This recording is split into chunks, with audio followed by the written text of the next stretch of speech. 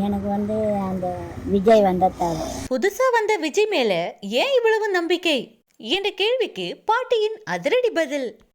அதான்ப்பா, ஒருவேளை அவங்களே செஞ்சா நல்லா இருக்குமா, அதனால மாற்றி வர்றதால அவங்களுக்காக கொஞ்சம் போட்டு பார்ப்போம்னு ஒரு ஆசை போட்டுப்பேன். தலைவர் விஜய் அவர்கள் தனது சினிமா கரியரை விட்டு விலகி அரசியலில் களமிறங்கியுள்ளார். அரசியலில் களமிறங்கிய விஜய்க்கு ஆரம்பத்திலிருந்தே இளைஞர்கள் பக்கபலமாக இருந்து ஆதரவு கொடுத்து வந்தனர்.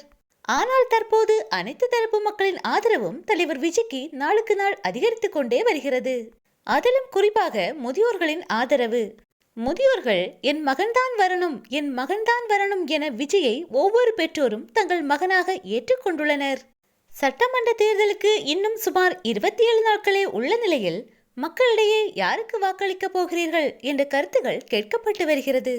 அப்போது பேசிய வயதான தாயார் ஒருவர், விஜய் வந்தா நல்லா இருக்கும், ஆளும் கட்சியான திமுக அந்த நேரத்துல மட்டும்தான் வருவாங்க, மற்ற நேரத்துல கண்டுக்கிட மாட்டாங்க என்று பேசிய பாட்டியிடம், புதுசா வந்திருக்கிற கட்சியின் மேல் இவ்வளவு நம்பிக்கை வைக்க காரணம் என்ன என்று கேட்க, ஒரே ஆளு எப்பவுமே ஆட்சி செஞ்சா எப்படி, இன்னொரு ஆளுக்கு வாய்ப்பு கொடுக்கணும் என்று யதார்த்தமாக பேசி அசத்தியுள்ளார் அந்த பாட்டி.